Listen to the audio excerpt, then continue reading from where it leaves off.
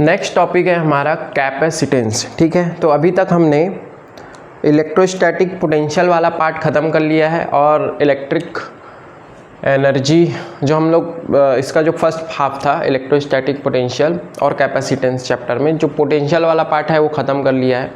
अब नेक्स्ट वाला पार्ट है हमारा कैपेसिटेंस। क्लियर है, तो यहाँ से हम लोग कैपेसिटेंस वाला पार्ट कवर करेंगे। तो देखिए नेक्स्ट है हमारा कैपेसिटेंस।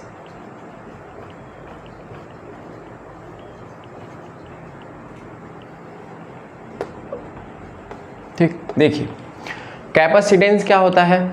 तो कैपेसिटेंस किसी भी कंडक्टर की वो एबिलिटी है कि वो कितना चार्ज होल्ड कर सकता है ना। कैपेसिटी है मतलब किसी भी कंडक्टर की वो कैपेसिटी कि वो कितना चार्ज होल्ड कर सकता है। तो इसको आप कैसे डिफाइन कर सकते हैं कैपेसिटेंस का कि इलेक्ट्रिक कैपेसिटेंस यानी capacitance of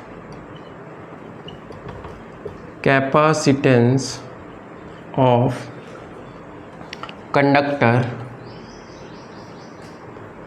capacitance of conductor is the ability of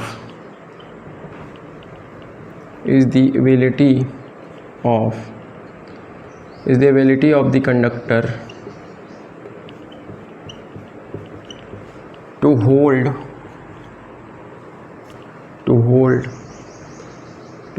electric charge, है ना। किसी भी कंडक्टर की इलेक्ट्रिक चार्ज को होल्ड करने की जो कैपेसिटी है उसी को हम क्या कहते हैं, उसका capacitance. Capacitance of a conductor is the ability of the conductor to hold electric charge. Clear है। जैसे मान लीजिए अगर हम कंडक्टर को प्लस क्यू चार्ज देते हैं, मान लीजिए क्यू चार्ज देते हैं ना, like if we put Q charge, है ना, if we put Q charge on conductor,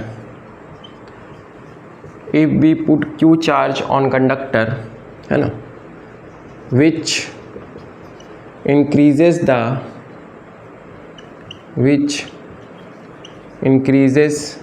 the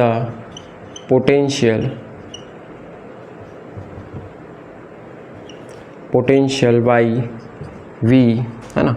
मान लेते हैं कि अगर हम कंडक्टर में प्लस क्यू चार्ज रखते हैं और क्यू चार्ज रखने पर उसका पोटेंशियल V टाइम्स बढ़ जाता है, देन हम लोग ऐसा बोल सकते हैं कि Q क्या होता है, डायरेक्टली प्रोपोर्शनल टू V होता है। जितना चार्ज बढ़ाएंगे उसका पोटेंशियल बढ़ता जाएगा।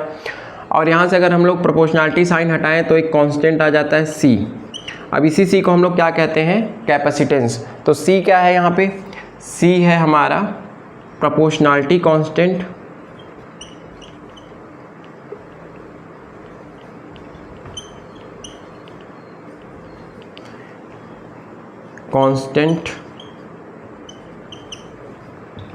तो ये जो प्रोपोर्शनलिटी कांस्टेंट C है यही हमारा क्या है, कैपेसिटेंस। क्लियर है।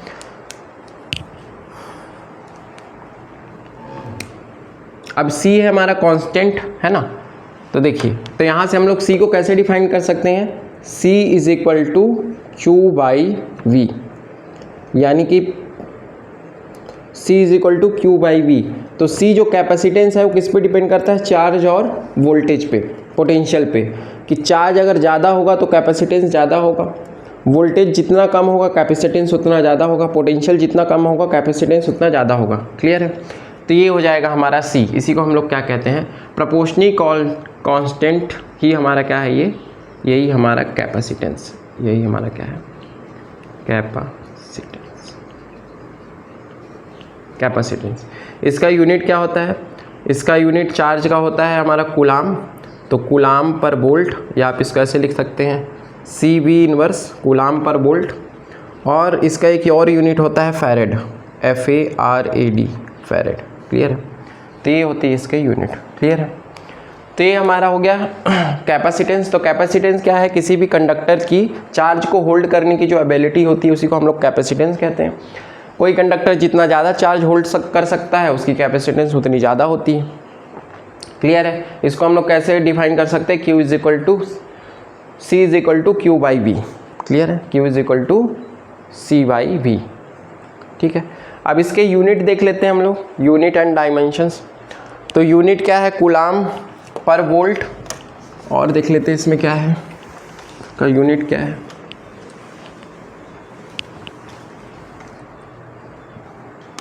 देखिए, यूनिट एंड डायमेंशंस। ठीक, तो इसका यूनिट क्या है, C = Q/V। ठीक है, यानी कि कूलाम पर वोल्ट, और इसका यूनिट क्या होता है, फैरेड भी होता है, और फैरेड। 1 फैरेड को हम लोग कैसे डिफाइन कर सकते हैं, 1 फैरेड इज इक्वल टू, अगर हमारा चार्ज 1 कूलाम हो और हमारा वोल्टेज 1 वोल्टेज, हमारा पोटेंशियल 1V हो। ठीक, अगर हमारा पोटेंशियल 1 वोल्ट हो और कूलाम 1 कूलाम हो, तो इन दोनों का रेशियो बराबर हो जाएगा 1 फैरेड। ठीक है, तो इसको हम लोग ऐसे डिफाइन कर सकते हैं 1 फैरेड को, 1 farad is equal to 1 coulomb upon 1 volt. ठीक है, अब इसके डायमेंशंस देखिए, तो देखिए C = क्या है, Q/V। Q हमारा क्या है, चार्ज यानी क्या, चार्ज क्या हो जाएगा, I/T यानी कि एम्पियर AT अपॉन V को हम लोग क्या लिख सकते हैं, mL2T-2 अपॉन AT। ठीक है, ऐसे लिख सकते हैं। तो AT ऊपर जाएगा तो क्या बन जाएगा, ये हो जाएगा हमारा, इसको सॉल्व करेंगे तो बनेगा m इनवर्स L-2 T⁴ और A स्क्वायर। ठीक है, तो ये बन जाएगा इसका डायमेंशनल फार्मूला। क्लियर है, तो ये हो जाएगा हमारा डायमेंशनल फार्मूला। ठीक है, ये कहाँ से आया, V क्या है, V हमारा क्या हो सकता है, energy upon charge E/Q। E/Q से निकाल, Q यही AT है, E का होता है mL2T-2, ये ऊपर चला जाएगा। ठीक है, तो इससे मल्टीप्लाई करेंगे तो ये आ जाएगा, तो ये हो जाएगा इसका डायमेंशनल फार्मूला। ठीक है, तो इसको लिख लीजिए। चलिए फिर नेक्स्ट बढ़ते हैं हम लोग। अब हम लोग देखते हैं, तो देखिए कैपेसिटेंस में एक चीज़ याद रखिएगा, एक हमारा होती है बैटरी, एक होता है हमारा कैपेसिटर। बैटरी वो होती है जो इलेक्ट्रिक एनर्जी को केमिकल एनर्जी में चेंज कर देती है। ठीक है, कैपेसिटर में क्या होता है, कैपेसिटर बहुत कम समय के लिए क्या करता है, चार्ज को स्टोर करके रखता है, मतलब फ्रैक्शन ऑफ सेकंड के लिए, मतलब फ्रैक्शन ऑफ सेकंड में ये चार्ज हो जाता है और फ्रैक्शन ऑफ सेकंड में डिस्चार्ज भी हो जाता है। बैटरी का क्या होता है, बैटरी को चार्ज करने में टाइम लगता है और डिस्चार्ज होने में भी टाइम लगता है ना। तो बैटरी एक स्लो प्रोसेस होती है, इलेक्ट्रिकल एनर्जी को केमिकल एनर्जी में चेंज करती है ना। लेकिन इसमें क्या होता है, कैपेसिटेंस में ये तुरंत चार्ज हो जाता है, तुरंत डिस्चार्ज हो जाता है ना, फ्रैक्शन ऑफ सेकंड में चार्ज होगा और तुरंत ही क्या हो जाता है, डिस्चार्ज हो जाता है। ठीक है, तो ये हो जाता है हमारा कैपेसिटेंस। चलिए अब हम लोग देखते हैं, तो हम लोग पढ़ेंगे कौन सा, स्फेरिकल कैपेसिटेंस पढ़ेंगे। ठीक है, देखिए तो नेक्स्ट हेडिंग डालते हैं हम लोग, कैपेसिटेंस ऑफ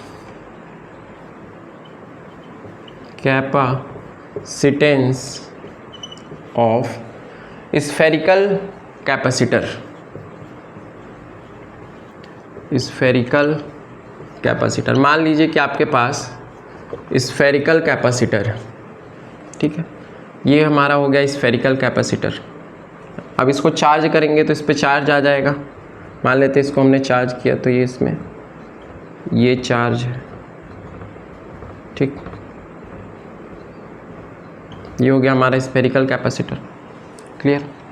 अब देखिए स्फेरिकल कैपेसिटर, अब इस पर जो वोल्टेज होगा, पोटेंशियल होगा, पोटेंशियल का फार्मूला क्या होता है, KQ/R। मान लेते हैं कि इसका जो डिस्टेंस है वो R है, R रेडियस का है। ठीक है, इसको हम लोग ऐसे लिख सकते हैं, इसका मान लेते हैं कि रेडियस कितना है, R, कैपिटल R ले लेते हैं ना, इसका रेडियस है कैपिटल R। ठीक है, स्फीयर का। V = K की वैल्यू रख दीजिए 1/4πε0 Q/R, ऐसा हो जाएगा। इसको इधर ले जाएंगे है ना, Q को ले लेते हैं, चलिए कैपिटल Q लिख लीजिए ना, KQ/, मान लेते हैं कि +Q चार्ज। ठीक है, अब देखिए क्या हो जाएगा, इसको हम लोग ऐसे लिख सकते हैं 4 pi epsilon not into R is equal to, इसको इधर ले आते हैं, ये हो जाएगा क्यू बाई वी, है ना। हमने फार्मूला क्या देखा है कैपेसिटेंस का, Q is equal to C V, है ना, यानी कि सी इज इक्वल टू क्या होता है क्यू बाई वी। तो यहाँ पे हम लोग क्यू बाई वी की जगह सी लिख सकते हैं, तो यानी कि ये फार्मूला बन जाएगा C is equal to 4 pi epsilon not into R. ये बन गया कैपेसिटेंस का फार्मूला। यहाँ से हमें पता चलता है जो कैपेसिटेंस है डायरेक्टली प्रोपोर्शनल होता है रेडियस के, मतलब कि कंडक्टर का साइज जितना बड़ा होगा उसका कैपेसिटेंस उतना ज़्यादा होगा। कंडक्टर का साइज जितना बड़ा होगा वो उतने ज़्यादा चार्ज को क्या कर सकता है, होल्ड कर सकता है। ठीक है, ऐसे लिख सकते हैं। अब इसी फार्मूला को थोड़ा और इजी कर लेते हैं। देखिए इसको हम लोग ऐसे भी लिख सकते हैं, C is equal to R upon 1/4 pi epsilon not, ये ऊपर जाएगा तो फिर से वही मिल जाएगा, या इसको लिख सकते हैं R/K, है ना, डाइलेक्ट्रिक कांस्टेंट। इसको ऐसे भी लिख सकते हैं, K की वैल्यू कितनी होती है 9 × 10⁹, ऐसे भी लिख सकते हैं। तो C इज इक्वल टू क्या हो गया R अपॉन 9 × 10⁹। अगर मान लेते हैं कि कैपेसिटेंस 1 फैरेड है ना, अगर इसकी वैल्यू मान लेते हैं कि 1 फैरेड है, तब R इज इक्वल टू कितना आ जाएगा 9 × 10⁹। मतलब कि याद रखिए कि कोई ऐसा कंडक्टर जिसका रेडियस 9 × 10⁹ हो, मतलब बहुत ज़्यादा हो, है ना, ये अर्थ के स्फीयर से भी ज़्यादा है, अर्थ के रेडियस से भी ज़्यादा है। ऐसा कंडक्टर जिसका रेडियस 9 × 10⁹ से भी ज़्यादा है, समझ रहे हो, अर्थ का कितना होता है 6400 मीटर, है ना, इतना होता है, मतलब अर्थ से भी कई गुना ज़्यादा है। इतने रेडियस के कंडक्टर का जो कैपेसिटेंस होगा वो कितना होगा 1 फैरेड। इसीलिए आप ऐसा बोल सकते हैं कि 1 फैरेड कैपेसिटेंस प्रैक्टिकली इम्पॉसिबल है ना। 1 फैरेड कैपेसिटेंस बहुत ज़्यादा होता है, तो किसी भी कंडक्टर का 1 फैरेड कैपेसिटेंस नहीं हो सकता, ठीक है, या नियर टू इम्पॉसिबल ऐसा बोल सकते हैं। क्लियर है, तो ये चीज़ याद रखिएगा। तो 1 फैरेड जो कैपेसिटेंस है वो नियर टू इम्पॉसिबल है। 1 फैरेड कैपेसिटेंस की जो वैल्यू है बहुत ज़्यादा होती ऑफ कंडक्टर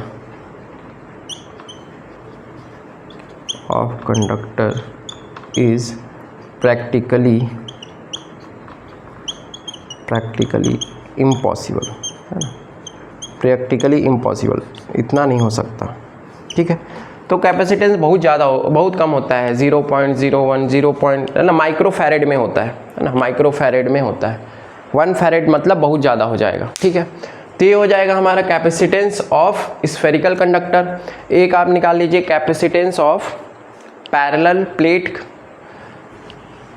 कैपेसिटर, है ना, तो एक हम लोग निकाल लेते हैं पैरेलल प्लेट का।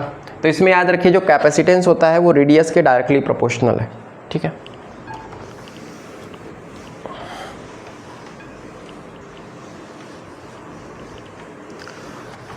ठीक है, एक हम लोग देख लेते हैं capacitance of parallel plate capacitor. Parallel plate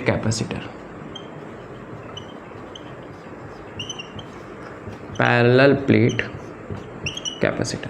तो मान लीजिए कि आपके पास ऐसे पैरेलल प्लेट कैपेसिटर है।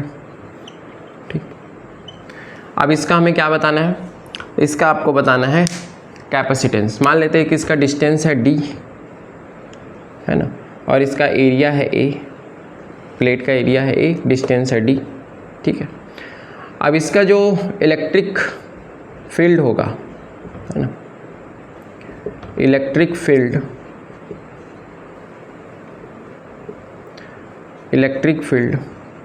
इनसाइड दी, है ना, इलेक्ट्रिक फील्ड जो होगा जो प्लेट के इनसाइड में, है ना, electric field inside the parallel plate के इनसाइड में जो इलेक्ट्रिक कैपेसिटेंस होगा, इलेक्ट्रिक फील्ड होगा, वो क्या होगा, E इज इक्वल टू होगा इस प्लेट के कारण σ/2 एप्सिलॉन नॉट प्लस इस प्लेट के कारण σ/2 एप्सिलॉन नॉट। ठीक है, मान लेते हैं कि प्लेट में चार्ज होगा, एक तरफ प्लस चार्ज मान लेते हैं, एक तरफ माइनस चार्ज। ठीक। तो इस प्लेट के कारण जो इसके इन साइड में इलेक्ट्रिक फील्ड होगा क्या होगा, sigma by two epsilon not, sigma by two epsilon not. ठीक, इसका सम करेंगे तो कितना आ जाएगा, ई नेट कितना आ जाएगा, ई नेट आ जाएगा आपका सिग्मा बाई एप्सिलॉन नॉट। ये हो जाएगा इसका, इसके इन साइड में इलेक्ट्रिक फील्ड। देखिए इलेक्ट्रिक फील्ड क्या होता है, इलेक्ट्रिक फील्ड हमारा ई इज इक्वल टू क्या है, सिग्मा मतलब क्या, सिग्मा है आपका चार्ज पर यूनिट एरिया, यानी Q by A, charge per unit, वही है charge per unit area into epsilon not, charge per unit area epsilon not. ये हाफ हाफ क्यों लिए हैं, ये एक प्लेट के कारण है, ये दूसरे प्लेट के कारण है ना। जैसे पहले चैप्टर में पढ़े थे कि किसी भी यूनिफॉर्मली डिस्ट्रीब्यूटेड सरफेस है ना, कोई भी सरफेस होता है या कोई भी प्लेट होता है, कोई यूनिफॉर्म सरफेस होता है, जैसे मान लीजिए कि हमारा ये है ना, अब इसके दोनों साइड यानी कि इस तरफ के कारण भी इलेक्ट्रिक फील्ड होगा, इसके बैक साइड के कारण भी इलेक्ट्रिक फील्ड होगा। मतलब इलेक्ट्रिक फील्ड दो पार्ट में डिवाइडेड हो जाता है ना। किसी भी यूनिफॉर्मली डिस्ट्रीब्यूटेड सरफेस में के दो सरफेस के दो तरफ, एक लेफ्ट साइड एक राइट साइड है ना, तो दोनों साइड क्या होता है, इलेक्ट्रिक फील्ड डिवाइडेड हो जाता है, तो क्या हो जाता है, sigma by two epsilon not हो जाता है। तो इसका जो टोटल इलेक्ट्रिक फील्ड होगा वो एक प्लेट के कारण sigma by two epsilon not होगा, इसके कारण सिग्मा बाई टू एप्सिलॉन, मतलब टोटल कितना होगा, sigma by epsilon not, sigma by epsilon not ही होगा। यानी कि charge per unit area, charge per unit area होता है ना, इसको याद रखिएगा, चार्ज पर यूनिट एरिया। ठीक, ये होता है हमारा इलेक्ट्रिक फील्ड इसके इन साइड। क्लियर है, ये इलेक्ट्रिक फील्ड हो गया। अब देखिए, अब हम लोग पोटेंशियल निकालते हैं, तो पोटेंशियल कितना होता है, E इज इक्वल टू क्या होता है, V है ना, E इज इक्वल टू क्या होता है, E इज इक्वल टू होता है V अपॉन D। एक सेकेंड, उल्टा दिख दिया क्या, हाँ इसको लिख लीजिए। अब हम यहाँ पे V को सब्स्टिट्यूट कर देते हैं, तो देखिए E इज इक्वल टू क्या हो जाएगा हमारा, ये होता है E बाई आर स्क्वायर होता है, ये बता E बाई, ये होता है Q बाई आर, ये देखिए Q बाई आर V का होता है, इसका Q बाई आर स्क्वायर होता है, यानी कि V is equal to E is equal to V into R, नहीं V बाई आर। ठीक है, तो देखिए E इज इक्वल टू क्या होगा, V अपॉन D, ऐसे लिख सकते हैं। ठीक है, V अपॉन D, तो इसको हम लोग सब्स्टिट्यूट कर देते हैं, तो E की जगह लिख दीजिए V upon D is equal to क्या हो जाएगा, सिग्मा अपॉन एप्सिलॉन नॉट। ठीक है, ऐसा लिख लीजिए। पोटेंशियल देखिए E इज इक्वल टू होता है पोटेंशियल अपॉन, ये फार्मूला कहाँ से आया है, आपको कन्फ्यूज़न हो रहा होगा, E फार्मूला कहाँ से आया है। तभी इसके पहले मैंने इलेक्ट्रिक फील्ड और पोटेंशियल के बीच में रिलेशन बताया था। E इज इक्वल टू क्या होता है, माइनस dV बाई dx होता है ना, dx क्या है, स्मॉल डिस्टेंस। ठीक है, dV बाई dx, तो यानी V बाई एक्स, यानी कि voltage upon distance, voltage upon distance. ठीक है, वही है। तो यहाँ से हम लोग इसको ऐसे लिख सकते हैं। अब देखिए Q इज इक्वल टू क्या है, Q इज इक्वल टू है CVC, यानी क्या होगा, V इज इक्वल टू क्या होगा, V की जगह लिख सकते हैं Q बाई C, तो यहाँ पे हम लोग Q बाई C लिख सकते हैं। तो ये फॉर्मूला ऐसा आ जाएगा, Q upon C into D is equal to sigma upon epsilon nought. यहाँ से हम लोग C का फॉर्मूला बता सकते हैं, तो यहाँ से देखिए C का फॉर्मूला क्या बन जाएगा, C का formula C is equal to हो जाएगा Q इंटू एप्सिलॉन नॉट। हम देखिए यहाँ सिग्मा को भी सब्स्टिट्यूट कर दीजिए, सिग्मा इज इक्वल टू क्या होगा, सिग्मा इज इक्वल टू अभी बताया था आपको, सिग्मा इज इक्वल टू क्या है, Q by A, charge per unit area है ना, ये चार्ज डेंसिटी को बता रहे हैं सिग्मा, तो इसको हम लोग ऐसे लिख सकते हैं Q upon CD is equal to Q by A epsilon nought, ऐसे लिख सकते हैं। Q को कैंसिल कर दीजिए, C इधर आ जाएगा, तो C का फॉर्मूला क्या बन जाएगा, C is equal to A epsilon not upon D। तो ये याद रखिएगा। ये कैपेसिटेंस किसके लिए है, पैरेलल प्लेट कैपेसिटर के लिए। ये कैपेसिटेंस किसके लिए है, पैरेलल प्लेट कैपेसिटर के लिए। ठीक है, तो पैरेलल प्लेट कैपेसिटर का जो कैपेसिटेंस होगा वो ये होगा। ठीक, अब यहाँ से C देख सकते हैं किस पे डिपेंड कर रहा है, एरिया पे डिपेंड कर रहा है ना, डायमेंशन ऑफ प्लेट है ना, कैपेसिटर के प्लेट के एरिया पे और उसके उन दोनों के बीच में गैप के, तो गैप के इन्वर्सली प्रोपोर्शनल है, यानी प्लेट के बीच में जितना ज़्यादा गैप होगा कैपेसिटेंस उतना कम होगा, और एरिया जितना ज़्यादा बड़ा होगा कैपेसिटेंस उतना ज़्यादा होगा। तो याद रखिए जो हमारा कैपेसिटेंस होता है वो दो फैक्टर्स पे डिपेंड करता है। किस पे डिपेंड करता है, एक आपको डिपेंड करता है डायमेंशन पे, डायमेंशन ऑफ कैपेसिटर, है ना। इसके पहले हमने देखा था कैपेसिटर किस पे डिपेंड कर रहा था, रेडियस पे डिपेंड कर रहा था स्फेरिकल कैपेसिटर में। यहाँ पे देख रहे हैं कि किस पे डिपेंड कर रहा है, एरिया पे डिपेंड कर रहा है, ठीक है। यानी कि किस पे डिपेंड करता है कैपेसिटर, डायमेंशन ऑफ कैपेसिटेंस पे, कैपेसिटर पे डिपेंड करता है। दूसरा और किस पे डिपेंड करता है, नेचर ऑफ मटेरियल, है ना, मटेरियल के नेचर पे, नेचर ऑफ मटेरियल, ठीक। तो इन दो चीज़ों में हमारा कैपेसिटेंस डिपेंड करता है, या ये दो फैक्टर है जो कैपेसिटेंस को क्या करते हैं, कैपेसिटेंस को इफेक्ट करते हैं, ठीक है। तो इसको नेचर ऑफ, ये एप्सिलॉन नॉट के डायरेक्टली प्रोपोर्शनल है, यानी नेचर ऑफ मटेरियल पे डिपेंड कर रहा है। यहाँ से आप देख सकते हैं सी किस किस चीज़ पे डिपेंड कर रहा है, सी डिपेंड कर रहा है एक ए पे, एक ए पे डिपेंड कर रहा है मतलब एरिया और डिस्टेंस, और दूसरा ये एप्सिलॉन नॉट मतलब नेचर ऑफ मटेरियल पे डिपेंड कर रहा है, नेचर ऑफ मटेरियल पे डिपेंड कर रहा है, ठीक। और किस पे डिपेंड कर रहा है, डायमेंशनल फार्मूला पे। चलिए तो ये हो जाएगा। तो ये हो गया हमारा capacitance of parallel plate capacitor. Next हम लोग करते हैं एनर्जी स्टोर्ड, एनर्जी स्टोर देख लेते हैं।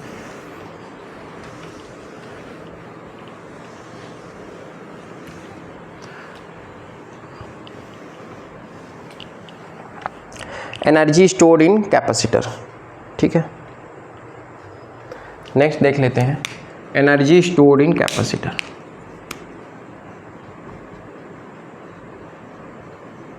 Energy stored, energy stored. अब एनर्जी स्टोर्ड देखिए कैपेसिटर में, जैसे मान लीजिए कि हमारा ये कैपेसिटर है ना, ये कैपेसिटर है, इस पे पहले जीरो चार्ज था, फिर हमने इसमें जीरो चार्ज से क्यू तक चार्ज किया, इस पे जीरो से क्यू चार्ज आया, ठीक है। तो इसको जीरो से क्यू चार्ज तक करने में जो वर्क डन होगा W इज इक्वल टू क्या होगा, है ना, DW पहले निकालते हैं, ठीक है। क्या किए हम लोग, जीरो से क्यू तक चार्ज किए, तो DW इज इक्वल टू क्या होगा, क्या होगा, V, है ना, Q into DB, Q into DB, sorry V into DQ, ठीक, ये हो जाएगा। ऐसे हम लोग इसको बोल सकते हैं V इंटू DQ, ठीक है। चाहे तो आप इसको ऐसे लिख सकते हैं D, है ना, तो हमको इसको क्या करना है, DB तक चार्ज करना है ना, तो इसको हम लोग ऐसे लिख सकते हैं कि V इंटू DQ, मतलब कि इसमें हमने स्मॉल चार्ज दिया, स्मॉल चार्ज देने पर इस पर जो भी पोटेंशियल आया, है ना, तो ये हो जाएगा इसका स्मॉल वर्क, जीरो से क्यू चार्ज तक। तो पहले हम लोग स्मॉल वर्क निकालेंगे, फिर इसका इंटीग्रेशन करके हम लोग इसका पूरा वर्क निकालेंगे, ठीक है। तो ये हो जाएगा small work to charge the capacitor from zero to Q, small work. अब क्या करते हैं हम लोग, फुल वर्क निकालना है तो हम क्या करते हैं, दोनों तरफ इंटीग्रेशन कर देते हैं। कहाँ से, जीरो से क्यू तक हम लोग चार्ज करने हैं, तो यहाँ से जीरो से क्यू तक के लिए इसको क्या कर दीजिए, इंटीग्रेट कर दीजिए। तो क्या बन जाएगा, W is equal to, V की जगह क्या लिख सकते हैं, Q is equal to CV होता है, तो V की जगह हम लोग लिख सकते हैं Q बाई C, तो यहाँ लिख दीजिए। तो ये हो जाएगा इंटीग्रेशन जीरो से Q, V की जगह लिख सकते हैं क्या, Q by C, Q by C लिख दीजिए इंटू DQ, ऐसा हो जाएगा।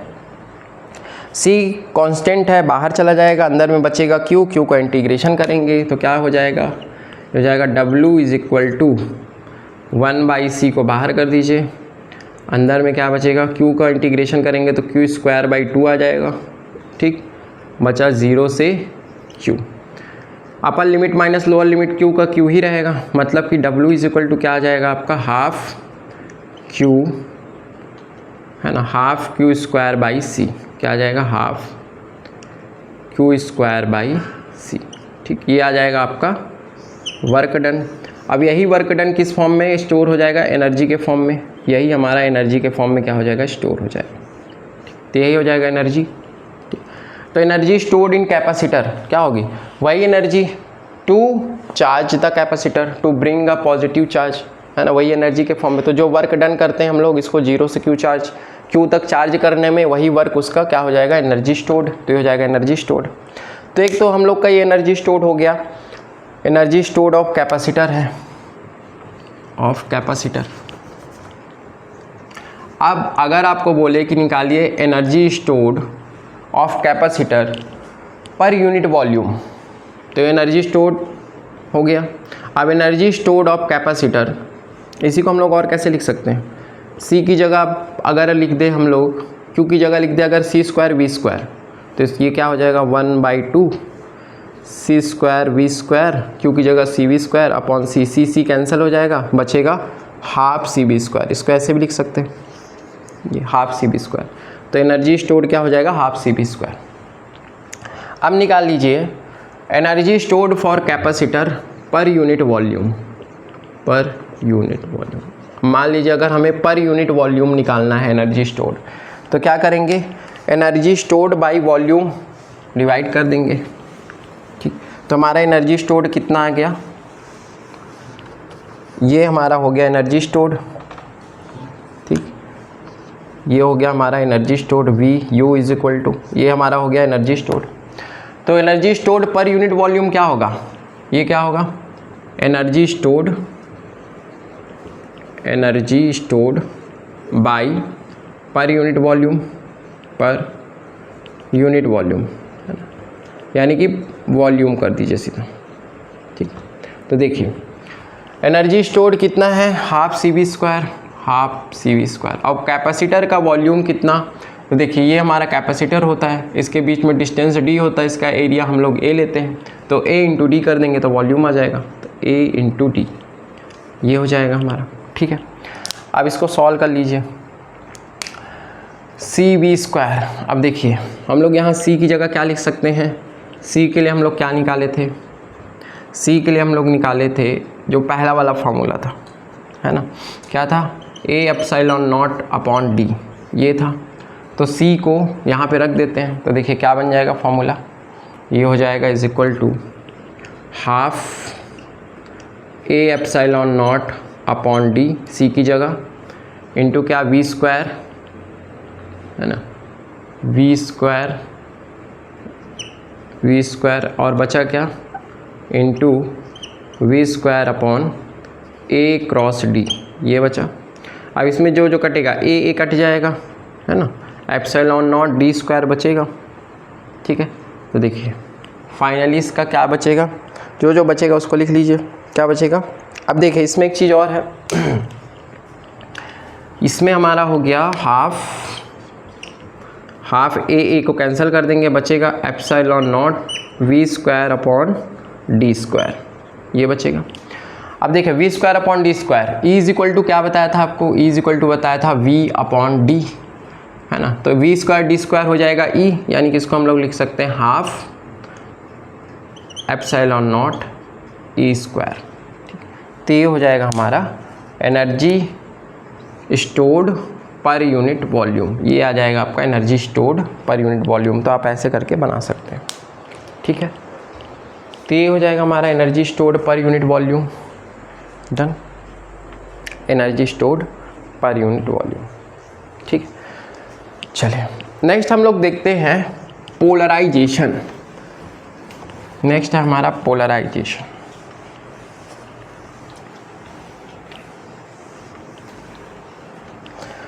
Die electric and polarization. देखिए सबसे पहले समझिए डाई इलेक्ट्रिक क्या होता है, dielectric and polarization, polarization. ठीक, सबसे पहले समझिए डाई इलेक्ट्रिक क्या होता है। तो डाई इलेक्ट्रिक वो सब्सटेंस होता है ना, जिस पे अगर हम लोग एक्सटर्नल फील्ड अप्लाई कर दे तो पोलराइज हो जाए, है ना, सब्सटेंस। तो डाई इलेक्ट्रिक क्या होता है, सब्सटेंस which polarize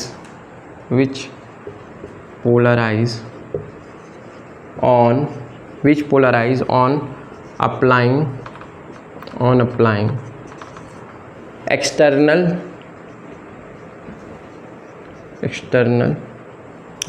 अगर हम उसमें एक्सटर्नल वोल्टेज अप्लाई कर दें, एक्सटर्नल पोटेंशियल, एक्सटर्नल वोल्टेज अगर हम उसमें अप्लाई कर दें, ठीक है, तो क्या हो जाए, पोलराइज हो जाए। क्लियर है, एक्सटर्नल वोल्टेज या एक्सटर्नल इलेक्ट्रिक फील्ड अगर उस पर हम अप्लाई कर दें तो क्या हो जाए, पोलराइज हो जाए। तो जैसे मान लीजिए, तो डाइलेक्ट्रिक क्या है, कोई भी substance which can be polarized, है ना, which can be polarized on applying external electric field. जैसे मान लीजिए कि हमारा कैपेसिटर है ना, ये हमारा कैपेसिटर है, ठीक। कैपेसिटर के अंदर हम लोग मान लेते हैं डाइलेक्ट्रिक डाल देते हैं। तो डाइलेक्ट्रिक, अब डाइलेक्ट्रिक में क्या होगा, डाइलेक्ट्रिक में प्लस माइनस चार्ज होगा, मतलब कि अभी ये पोलराइज नहीं हुआ है, प्लस माइनस, है ना, minus plus, minus plus, minus plus, ठीक है। अब इसमें हम क्या करते हैं कि इसमें हम लोग एक्सटर्नल वोल्टेज अप्लाई कर देते हैं, external voltage, external electric field apply कर देते हैं। अगर हम इसमें एक्सटर्नल इलेक्ट्रिक फील्ड अप्लाई कर देंगे तो देखिए कैपेसिटर में क्या होता है, ये चार्ज हो जाएगा, plus minus plus minus plus minus plus minus. तो जो अंदर में डाइलेक्ट्रिक भरा है ये क्या हो जाएगा, पोलराइज हो जाएगा। पोलराइज हो जाएगा तो क्या हो जाएगा, इसके प्लस वाले चार्ज एक साइड हो जाएंगे, माइनस वाले चार्ज एक साइड हो जाएंगे। क्या हो जाएगा, इसके जो प्लस वाले चार्ज हैं वो एक साइड हो जाएंगे। तो जैसे ये हमारा प्लेट था, ठीक। तो जो डाइलेक्ट्रिक का माइनस चार्ज है वो किस तरफ चला जाएगा, प्लस वाले प्लेट की तरफ चला जाएगा, और जो प्लस वाला चार्ज है वो किधर चला जाएगा, माइनस वाले प्लेट की तरफ चला जाएगा, माइनस वाले प्लेट की तरफ चला जाएगा। इस तरीके से डाइलेक्ट्रिक क्या हो जाएगा, पोलराइज, ठीक। ये क्या हो गया हमारा, इसे हम कहेंगे कि अब क्या हो गया, ये पोलराइज हो गया, पोलराइज, है ना। जैसे मान लीजिए कि इस पर आप कोई भी सब्सटेंस, पोलर सब्सटेंस भर दीजिए, NaCl को डाल दीजिए, तो Na प्लस कहाँ जाएगा, माइनस प्लेट की तरफ, और Cl माइनस कहाँ जाएगा, प्लस प्लेट की तरफ चला जाएगा, है ना। तो डाइलेक्ट्रिक वो होता है जो क्या हो जाता है, इलेक्ट्रिक फील्ड अप्लाई करने पर पोलराइज हो जाए, यानी उसका प्लस चार्ज एक साइड चला जाए और माइनस चार्ज एक साइड चला जाए। क्लियर है, तो इसे हम क्या कहेंगे कि वो पोलराइज हो गया। क्लियर है, पोलराइज हो गया।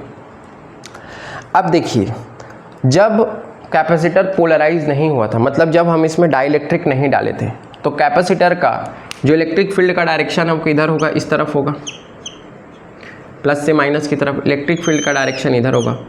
ये किसका इलेक्ट्रिक फील्ड होगा, कैपेसिटर का। कैपेसिटर का इलेक्ट्रिक फील्ड किधर होगा, प्लस से माइनस की तरफ, इस तरफ है। लेकिन जब हम इसमें डाइलेक्ट्रिक डाल दिए तो डाइलेक्ट्रिक आ गया इसके अंदर और पोलराइज हो गया। तो ये अंदर में पोलराइज हुआ कहाँ से इधर पोलराइज हुआ। अब देखिए, अब इसमें इलेक्ट्रिक फील्ड का डायरेक्शन किधर होगा, इस तरफ, अपोजिट की तरफ। कैपेसिटर का इलेक्ट्रिक फील्ड का डायरेक्शन किधर है, इस तरफ है, प्लस से माइनस की तरफ। लेकिन कैपेसिटर के अंदर जो डाइलेक्ट्रिक डाले हैं उसका जो इलेक्ट्रिक फील्ड का डायरेक्शन क्या होगा, उसके अपोजिट साइड हो जाता है, E ऑफ D, है ना, D यानी डाइलेक्ट्रिक का इलेक्ट्रिक फील्ड। तो डाइलेक्ट्रिक का इलेक्ट्रिक फील्ड अपोजिट डायरेक्शन में, कैपेसिटर का इलेक्ट्रिक फील्ड इस तरफ, दोनों एक दूसरे का अपोजिट है।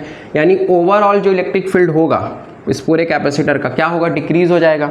यानी कि इलेक्ट्रिक फील्ड जो है वो क्या हो रहा है, डिक्रीज हो जाएगा। यानी जैसे ही हम कैपेसिटर में डाइलेक्ट्रिक डाल रहे हैं तो उसका जो इलेक्ट्रिक फील्ड क्या होता है, डिक्रीज हो जाता है। इलेक्ट्रिक फील्ड डिक्रीज होगा मतलब उसका वोल्टेज भी डिक्रीज होगा, और अगर वोल्टेज डिक्रीज होता है मतलब उसका कैपेसिटेंस क्या होता है, इंक्रीज होता है। क्योंकि कैपेसिटेंस क्या होता है, Q इज इक्वल टू क्या है, CV, यानी C इज इक्वल टू क्या है, Q अपॉन V।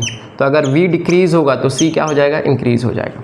मतलब याद रखिए कि जब भी हम लोग कैपेसिटर के बीच में डाइलेक्ट्रिक डालते हैं तो कैपेसिटर का कैपेसिटेंस क्या हो जाता है, इंक्रीज हो जाता है। क्लियर है, क्या होता है, कैपेसिटर का कैपेसिटेंस इंक्रीज हो जाता है।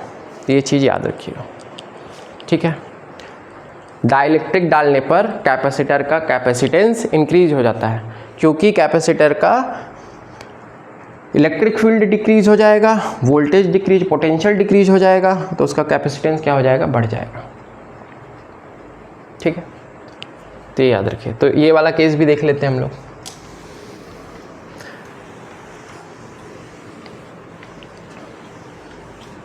तो अब हम क्या करते हैं, कैपेसिटर में डाइलेक्ट्रिक मीडियम को रखते हैं, है ना। तो मान लेते हैं कि हमारा एक कैपेसिटर है, ठीक।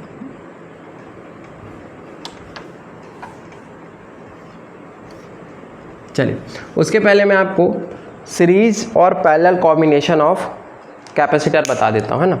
पहले लिख लीजिए सीरीज कॉम्बिनेशन ऑफ, है ना, कॉम्बिनेशन ऑफ कैपेसिटर्स लिख लीजिए, कॉम्बिनेशन ऑफ कैपेसिटर्स, है ना, कैपेसिटर्स का कॉम्बिनेशन देख लीजिए। देखिए पहला कॉम्बिनेशन हम लोग देख लेते हैं सीरीज कॉम्बिनेशन, सीरीज कॉम्बिनेशन, ठीक। अगर हम कैपेसिटर्स को सीरीज में कनेक्ट कर दें, जैसे मान लीजिए कैपेसिटर है, इसको हम सीरीज में कनेक्ट कर देते हैं, ठीक, ये 2 पॉइंट्स इसको जोड़ देंगे, सीरीज में कनेक्ट कर देते हैं। अगर ये कैपेसिटर सीरीज में कनेक्ट हो जाए तो इसमें जो चार्ज फ्लो होगा वो तो सेम ही होगा, है ना, Q क्या होगा, सेम ही होगा, Q इज इक्वल टू क्या होता है, CV। तो इसमें जो चार्ज फ्लो होगा वो सब में सेम होगा, यानी कि यहाँ पे Q, यहाँ पे Q, यहाँ पे Q, सब में Q सेम ही रहेगा, ठीक है। वोल्टेज सबका अलग अलग होगा, इसमें V1, इसमें V2, इसमें V3, इसमें V4, वोल्टेज सब में अलग अलग होगा, चार्ज सब में सेम होगा। V इज इक्वल टू क्या होता है, V इज इक्वल टू होता है Q/C, है ना।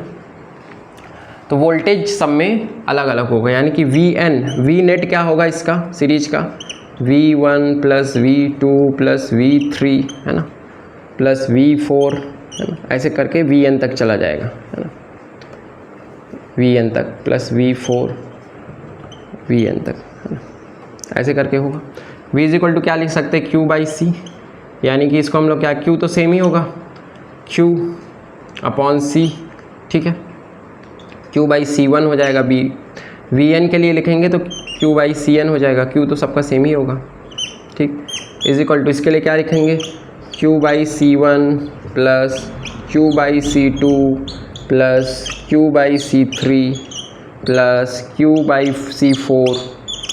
Q सब में सेम होगा, चार्ज सब में सेम होगा, है ना, लेकिन वोल्टेज अलग अलग होगा। अब यहाँ से Q को कॉमन लेके काट सकते हैं, तो यानी हमारा क्या फॉर्मूला बन जाएगा, 1/Cn, यानी जो नेट कैपेसिटेंस होगा इसका वो क्या होगा, 1/C1 plus 1/C2 plus 1/C3 dot dot dot ऐसे करके चलता जाएगा। तो ये कब होगा, जब हम लोग कैसे सीरीज में कनेक्ट करें, तो सीरीज में करेंगे तो कैपेसिटेंस का सम इस तरह से आपको निकालना है, ठीक है। Q कैंसिल हो जाएगा और ये बन जाएगा हमारा सीरीज। याद रखिए सीरीज में क्या होता है, करंट सेम रहता था, करंट सेम है मतलब यहाँ पे चार्ज सेम होगा, चार्ज सेम रहेगा लेकिन वोल्टेज अलग अलग रहेगा। तो ये सीरीज कॉम्बिनेशन के लिए है, ठीक है। वैसे ही आप पैरेलल कॉम्बिनेशन के लिए बना सकते हैं। पैरेलल के लिए क्या होगा,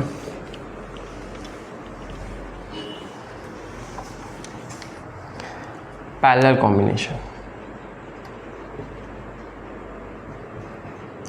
पैरेलल में मान लेते हैं ऐसे हम लोग कैपेसिटर लेते हैं और इनको एक प्लेट एक साइड जुड़ा रहेगा, दूसरा प्लेट दूसरे साइड जुड़ा रहेगा, ठीक, ये कहलाएगा पैरेलल कॉम्बिनेशन।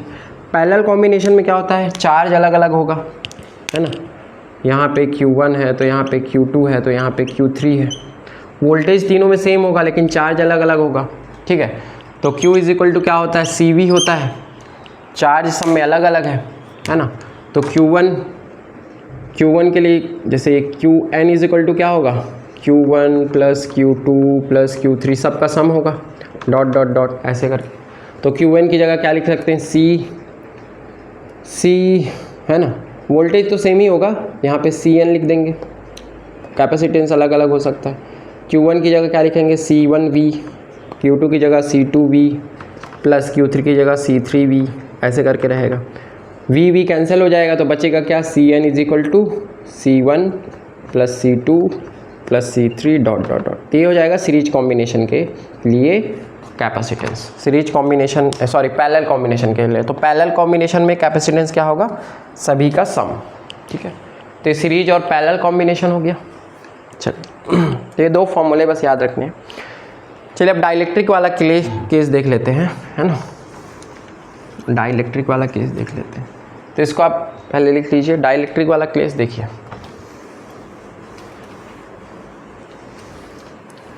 अब मान लेते हैं हम लोग कैपेसिटर में डाइलेक्ट्रिक को रखते हैं, है ना, देखिए तो ऐसा लिख लीजिए, let us assume that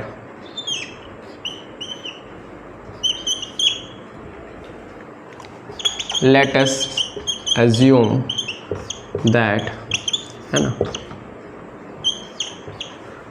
T size या टी विथ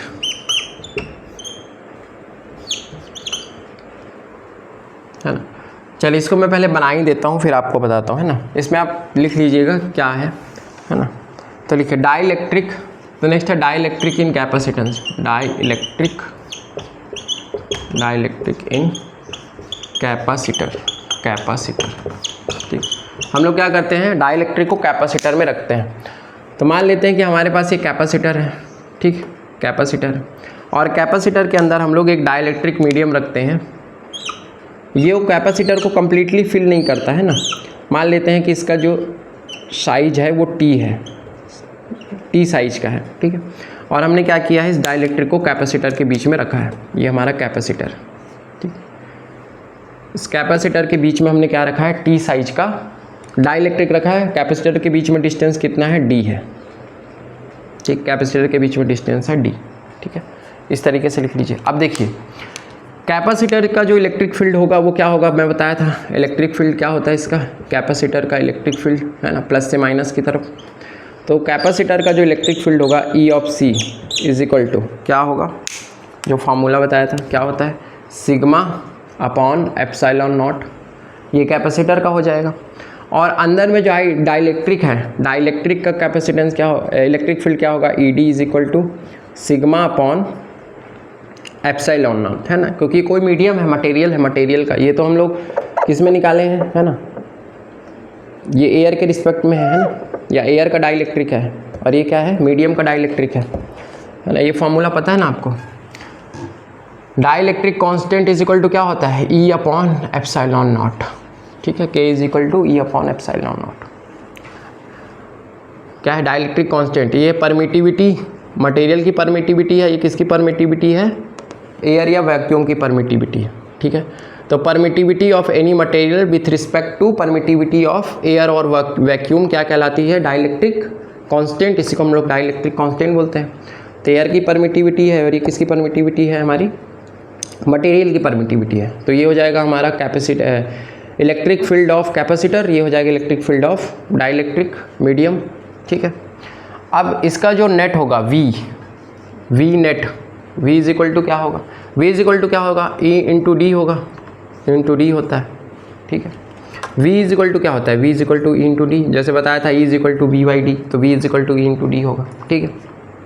चलिए तो जो इसका ई होगा, ई नेट क्या होगा, ई सी प्लस ई डी, है ना, दोनों इलेक्ट्रिक फील्ड का सम, दोनों का डायरेक्शन अपोजिट होगा, ठीक है। यानी कि अगर हम लोग V निकाले, V N is equal to क्या होगा, ई सी अपॉन, यानी इसको लिख सकते हैं ई एन अपॉन जो भी डिस्टेंस, उसका जो डिस्टेंस होगा ई एन अपॉन डी, ठीक है, ऐसे लिख सकते हैं जो भी है। चलिए तो इसका निकाल लेते हैं। तो V क्या होगा, दोनों के लिए निकालिए, V ई सी, है ना, या इसको आप सीधा ऐसा लिख लीजिए, V N is equal to E C by D plus E C और इसका डिस्टेंस, और ई डी के लिए E D upon, E D के लिए कितना, इसका डिस्टेंस है टी, तो हो जाएगा टी, और ई सी का डिस्टेंस कितना है, ई सी माइनस टी कर, डी माइनस टी आ जाएगा ना यहाँ पे, इसका डिस्टेंस कितना है, ई डी माइनस टी, ठीक है। ये याद रखिएगा, सॉरी मल्टीप्लाई करना है ना। तो V N is equal to क्या हो जाएगा, यहीं से लिख देता हूँ, यहाँ से समझिए, v इज इक्वल टू क्या होगा, वी नेट, इसका e इंटू डी होता है, तो ई सी के लिए क्या हो जाएगा, ई सी इंटू डिस्टेंस, ई सी का डिस्टेंस कितना है d, इंटू डिस्टेंस होता है d minus T, d minus T को माइनस कर देंगे, ठीक है, प्लस ई डी, और ई डी का डिस्टेंस कितना है t, ई डी का डिस्टेंस है t। तो ये ऐसा बन जाएगा फॉर्मूला। अब इसको और सॉल्व कर लीजिए, क्या हो जाएगा, तो V net is equal to, E की जगह क्या लिखेंगे, सिग्मा अपॉन एप्सिलॉन नॉट, ये चल ही नहीं रहा, देखिए इसको लिख लीजिए, V N is equal to क्या हो जाएगा,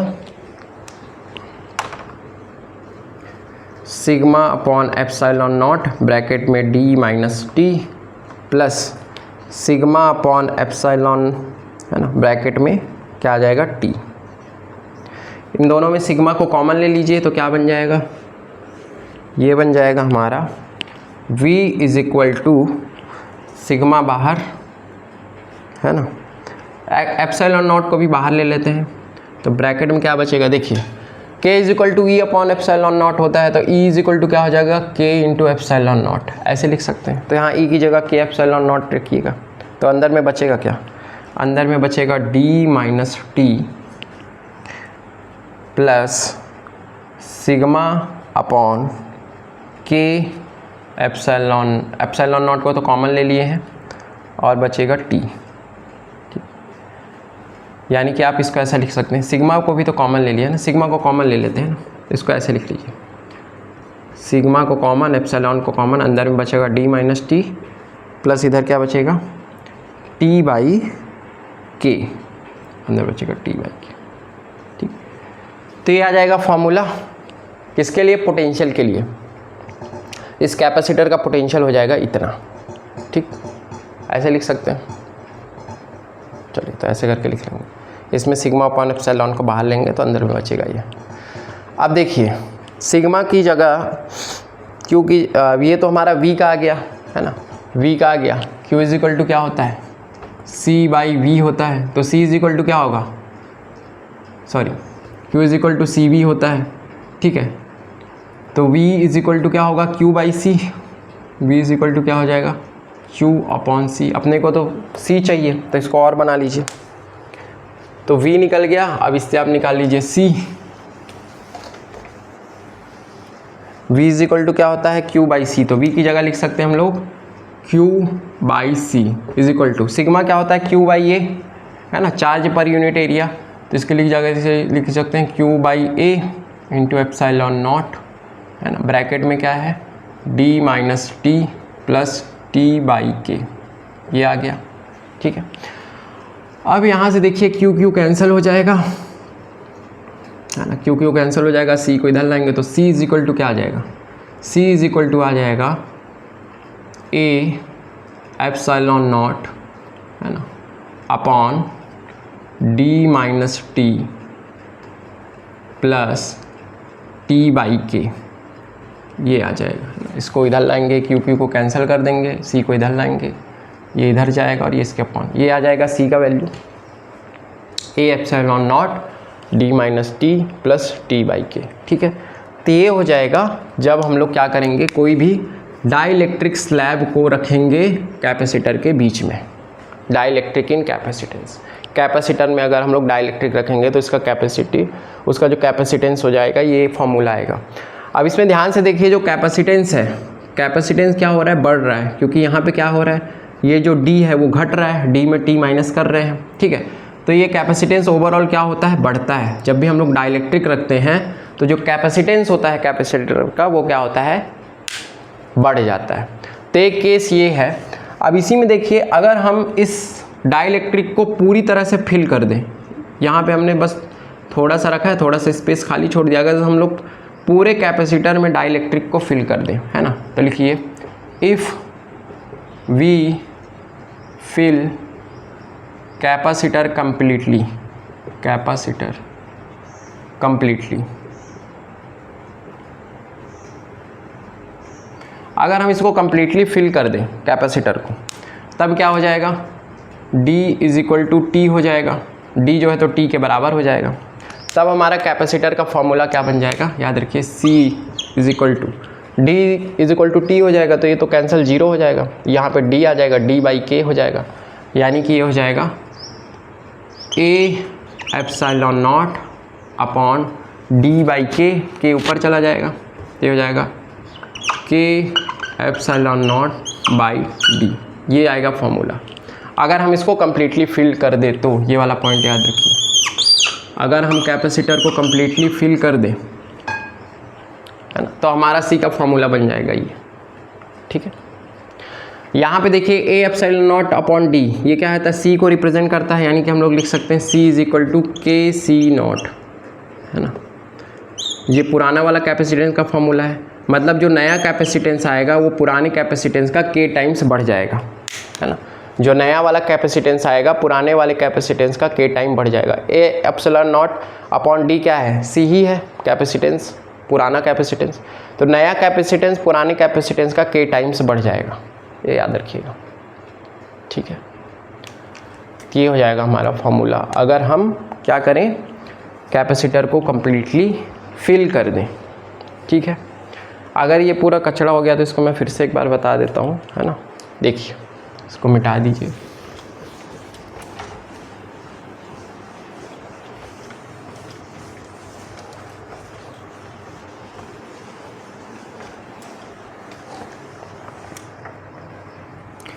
देखिए हमने लिया था कैपेसिटर, कैपेसिटर को हमने डाइलेक्ट्रिक मीडियम से फिल किया। पहले हमने फिल किया था आधा T, बाकी स्पेस छोड़ दिया था, ये था हमारा D, है ना।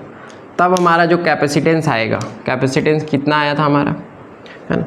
तब हमारा कैपेसिटेंस, है ना, इसके पहले वाले में देखिए कितना कैपेसिटेंस आया था, सिग्मा अपॉन, है ना, A एप्सिलॉन नॉट, तब आया था हमारा A epsilon not upon D minus T plus T by K। ये आएगा कैपेसिटेंस अगर हम डाइलेक्ट्रिक को थोड़ा सा फिल करें। अगर मान लीजिए आप डाइलेक्ट्रिक को पूरा फिल कर देते हैं, कम्प्लीटली फिल कर देते हैं हम लोग डाइलेक्ट्रिक को, है ना, कम्प्लीटली फिल कर देते हैं मतलब कोई स्पेस नहीं बचे। यहाँ से हम क्या करते हैं, इसको कम्प्लीटली फिल कर दिए, कम्प्लीटली फिल कर दिए। अब क्या हो गया, D is equal to T हो गया, है ना, पूरा कम्प्लीटली फिल हो गया। तो D is equal to T को यहाँ पे हम लोग रख देंगे, तो अब कैपेसिटेंस क्या आ जाएगा, C इज इक्वल टू, तब हमारा कैपेसिटेंस आ जाएगा C is equal to A epsilon not upon D is equal to T करेंगे 0 हो जाएगा, ये D आ जाएगा, K ऊपर चला जाएगा इंटू K। अब ये जो A epsilon not upon D है ये C का ही फार्मूला है, यानी कि C जो शुरू में निकाले थे इंटू K, यानी कि जो नया कैपेसिटेंस आया है पुराने कैपेसिटेंस का K टाइम्स क्या हो गया है, बढ़ गया है। तो इसको हम लोग ऐसे बोल सकते हैं, है ना। तो अगर हम लोग डाइलेक्ट्रिक मीडियम रख देते हैं कैपेसिटर के बीच में तो कैपेसिटेंस क्या हो जाता है, बढ़ जाता है, K टाइम्स बढ़ जाता है। क्लियर है, तो इसको याद रखिए, K टाइम्स क्या हो जाएगा, बढ़ जाएगा। नेक्स्ट हमारा रीडिस्ट्रीब्यूशन ऑफ चार्जेस, ठीक है, ये हमारा लास्ट टॉपिक है। अब देखिए जैसे मान लीजिए हमारे पास दो कंडक्टर हैं, है ना। एक कंडक्टर हम लोग ऐसा ले लेते हैं, एक को थोड़ा बड़े साइज का कंडक्टर, इसका रेडियस ज़्यादा इसका रेडियस कम है। मान लेते हैं कंडक्टर ए है, कंडक्टर बी है, ठीक है, बड़े रेडियस का छोटा रेडियस का कंडक्टर है ना। मान लेते हैं इस कंडक्टर पे हमारे QA चार्ज है, इसके में QB चार्ज है, ठीक। एक में QA चार्ज ले लेते हैं कंडक्टर में, एक में QB चार्ज है, और इन दोनों को हम क्या करते हैं, एक वायर से जोड़ देते हैं। वायर से जोड़ दिए दोनों कंडक्टर को, तो इन दोनों कंडक्टर का जो पोटेंशियल है कुछ समय के बाद इक्वल हो जाएगा, पोटेंशियल डिफरेंस, है ना।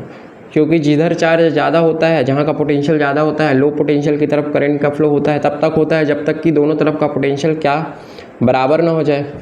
तो एक समय के बाद इनका पोटेंशियल क्या हो जाएगा, बराबर हो जाएगा। अगर हम दोनों कंडक्टर को जोड़ दें किसी वायर से तो एक समय के बाद इनका पोटेंशियल क्या हो जाएगा, बराबर हो जाएगा, ठीक है। तो हम लोग क्या लिख सकते हैं, और Q is equal to, V is equal to क्या होता है, Q बाई C, इसको हम लोग QA बाई CA लिख सकते हैं, इसको लिख सकते हैं QB बाई CB, ऐसे लिख सकते हैं।